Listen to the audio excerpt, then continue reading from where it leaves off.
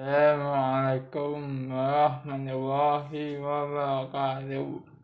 Alhamdulillahirabbil alamin. Ilahul awwalin wal akhirin.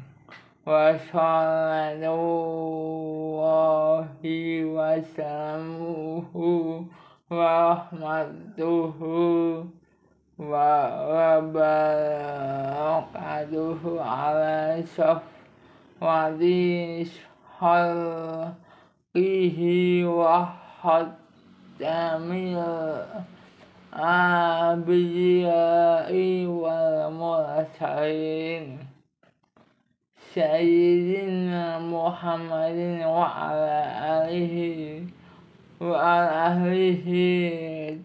Rahirina wa sahabatihi ajma'in wa man nabi ahum ila yaumadin amma ba'd. Kaum muslimin yang berbahagia, bahasa kabar suatu kabar yang saya sendiri karena Allah. Kita bersyukur kepada Allah.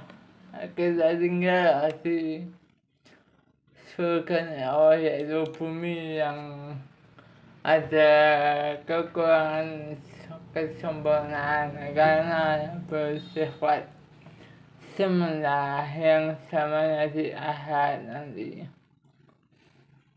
Ada segala nikmat dan karunia-Nya, terutama nikmat iman Islam, nikmat sempat, kalaupun nikmat-nikmat yang belum datang, mungkin suatu saat nikmat itu akan datang kepada kita para subscriber rahimahullah suatu kabar yang berbahagia. Salat dan salam kita haturkan kepada baginda Rasulullah Sallallahu Alaihi Wasallam Muhammad, keluarga, sahabat dan orang-orang yang istiqomah di sana sampai di akhir kiamat kelak. Amin. Termasuklah wali Allah, Pak Ustadz, Pak Mubalik yang kita takdimi, kita teladani, kita anugerahkan bersyukur dan kita beragama Islam yang rahmatan alamin. Pada kesempatan yang berbahagia ini, saya akan menceritakan sebab-sebab azab kubur. Kemarin tadi ada membacakan nikmat kubur dan azab kubur. Yang sekarang adalah sebab-sebab azab kubur. Bahasa kabar yang berbahagia, suatu kabar rahimakumullah. Apa yang menyebabkan seseorang mendapatkan siksa kubur dan seseorang dapat mendapatkan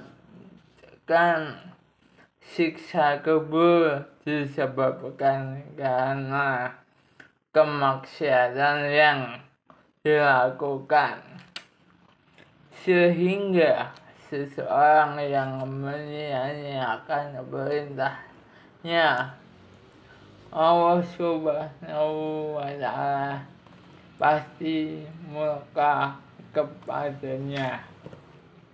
Di antara kemaksiatan yang dapat mendatangkan siksa kubur adalah adu domba, dosa ghibah, kesaksian palsu, menuduh orang lain berzina, berbohong atas nama Allah Subhanahu wa Ta'ala dan Rasulnya terutama Rasulullah Sallallahu Alaihi Wasallam tidak mampu menjaga lisan, memakan hari berbuat zalim dan berbagai kemaksiatan yang lainnya.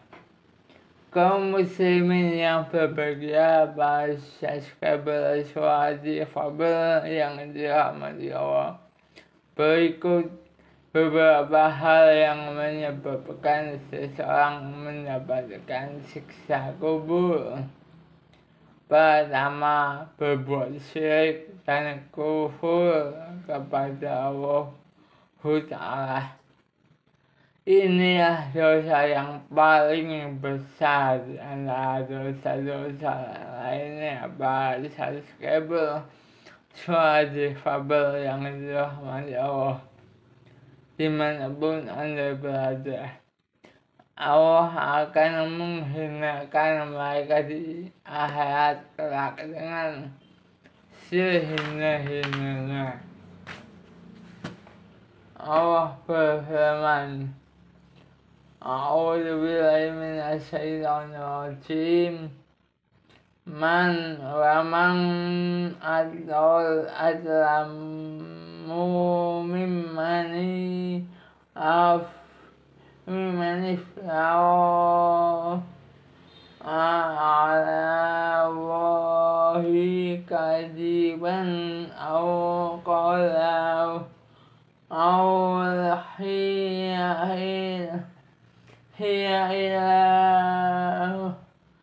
ilaya walam yuha ilaihi syai'un wa man qala sya'un silalu misla ma'ang salawah walau ta'id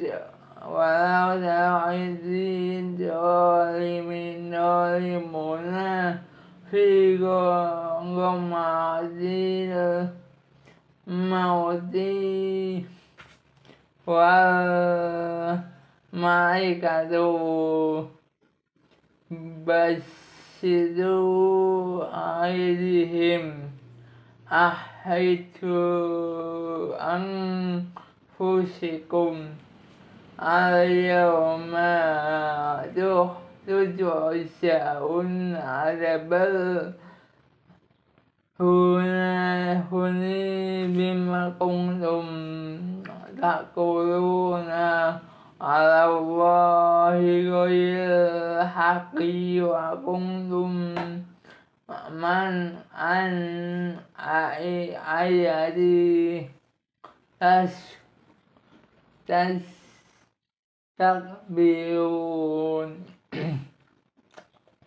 Siapakah yang lebih zalim daripada orang yang mengada-adakan dusta kepada Allah atau yang berkata telah diwahyukan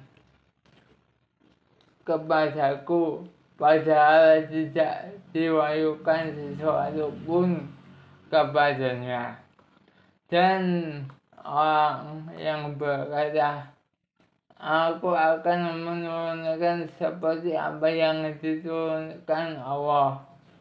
Alangkah lainnya, sekiranya engkau melihat pada waktu orang-orang zalim berada dalam kesakitan sakaratul maut, sedangkan nyawamu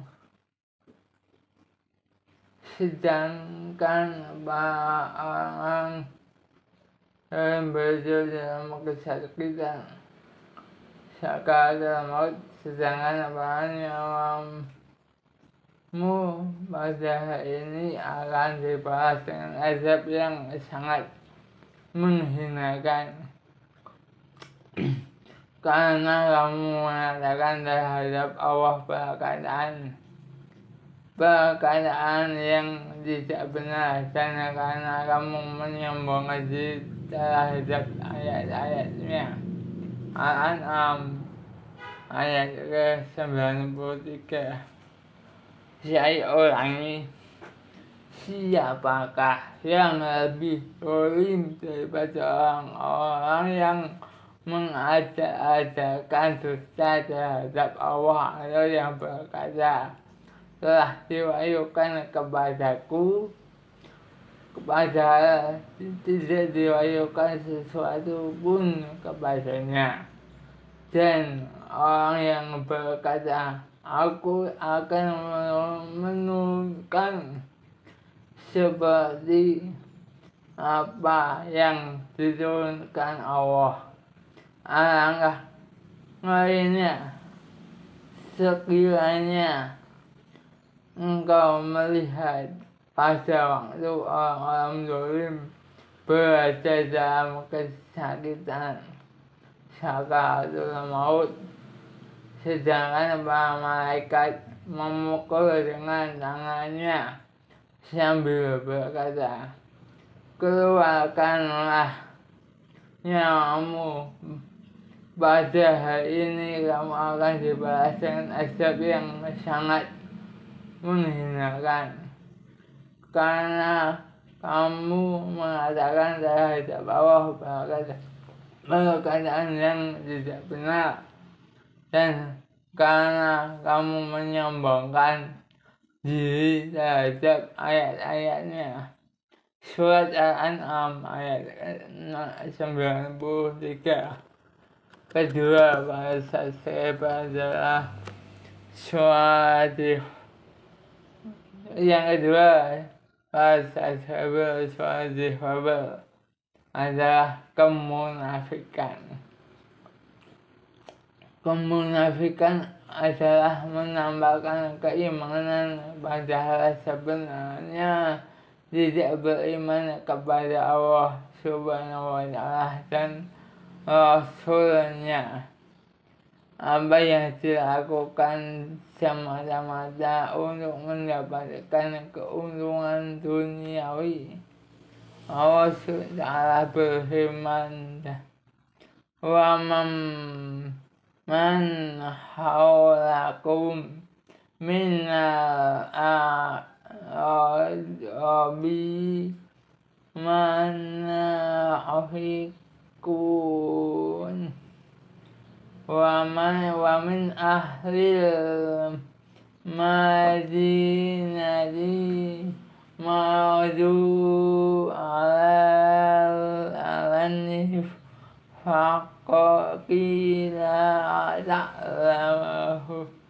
ta'lamuhum nahnu na'lamuhum sanu'adihim ma'atini summa yu'aduna ila ayabin adim. Dan di antara orang Arab Badui yang tinggal di sekitarmu ada orang-orang munafik, dan di antara penduduk Madinah ada juga orang-orang munafik. Mereka ketahuan dalam kemunafikannya. Engkau Muhammad tidak mengetahui mereka, tetapi kami mengetahuinya. Nanti mereka akan kami siksa 2 kali, kemudian mereka akan dikembalikan kepada azab yang besar. Surat At-Taubah ayat 101. Maksud dari kami akan siksa 2 kali adalah siksaan pertama di dunia dan siksaan yang kedua di alam kubur. Bahasa Skribel, suatu fabel, mengadu domba dan kencing sembarang. Siapa yang melakukannya? Ayo. para subscriber suara difabel. Hal ini berdasarkan hadis dari Ibnu Abbas radhiyallahu anhu, di mana Rasulullah SAW berjalan melewati dua kuburan. Kemudian beliau bersabda, sungguh kedua penghuni kuburan ini sedang diazab di dalamnya, dan keduanya tidak diazab karena perkara yang besar. Lalu belum melanjutkan sabdanya, benar salah seorang dari mereka berdua sering mengadu domba orang lain, sementara yang lain tidak menutupi dirinya ketika buang air. Para subscriber suara difabel yang saya cintai dan saya banggakan. Kemudian Rasulullah SAW mengambil pelepah kurma. Kalau di Indonesia mungkin bisa pelepah pisang atau pelepah daun kelapa. Ini diambil pakai pelepah kurma. Kemudian Rasulullah mengambil pelepah kurma yang masih basah, membelahnya menjadi dua bagian lalu menancapkannya di atas kedua kuburan tersebut. Saya berkata, mudah-mudahan Allah Subhanahu wa Ta'ala memberikan keringanan kepada mereka berdua selama dua pelepah ini belum kering. Berikutnya para subscriber suara difabel yang dirahmati Allah, dusta, zina, dan harta riba. Dalam hadis yang panjang dari Samurah bin Jundub disebutkan bahwa Rasulullah SAW bermimpi melihat orang dalam kondisi sabik rahangnya hingga ke bagian belakang, lubang hidung dan matanya sampai ke bagian belakang. Dia seorang laki-laki yang pergi dari rumahnya sejak pagi dan melakukan kedustaan di setiap sudut tempat itu. Terkait dengan para pelaku zina, Rasulullah juga pernah bermimpi melihat banyak laki-laki, wanita, dan orang-orang yang tidak berpakaian lalu dijilat oleh api dari bawah mereka. Saat kobaran api itu menjilati tubuh mereka pun berteriak. Adapun orang laki-laki, wanita, dan orang yang telanjang tidak berpakaian yang berada di tempat seperti tungku pembakaran itu, mereka adalah pezina.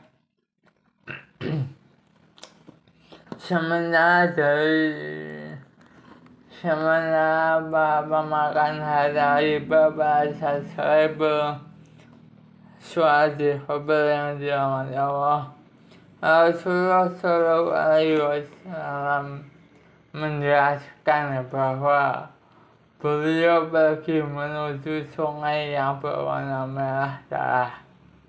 Di sungai tersebut ada seorang laki-laki yang sedang berenang di tepi sungai tersebut, dan ada seorang yang mengumpulkan banyak batu.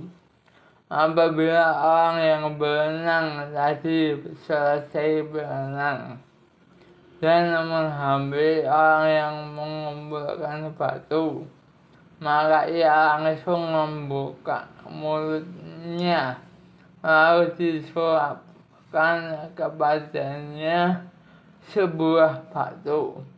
Kemudian dia melanjutkan aktivitas renangnya, lalu kembali lagi kepadanya. Dan setiap kali kembali kepadanya, ia membuka mulutnya, lalu disuapkan kepadanya sebuah batu. Bahasa Swahili Fabel. Mereka itu adalah para pemakan harta riba. Na'udzubillahi min dzalik. Semoga kita jangan sampai hal seperti itu. Bahasa Swahili Fabel yang dirahmati Allah. Begitulah siksa dan azab kubur para pendusta, pezina, dan pemakan harta riba. Sungguh sangat mengerikan. Bahasa Swahili Fabel. Kelima, berpaling dari peringatan Allah. Allah berfirman, Aman a'radu an dzikri fa inna lahu ma'isyatan dongka wa nahsyuruhu yaumal qiyamati a'ma.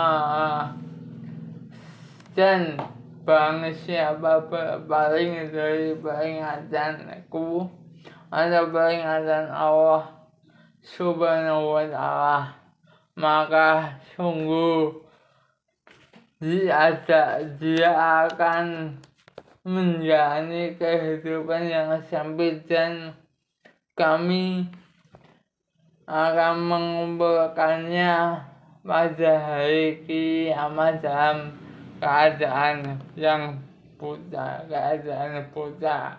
Surat At-Taha ayat 124. Bahasa Skabel. Rahimakumullah. Swahili Fabel sayang.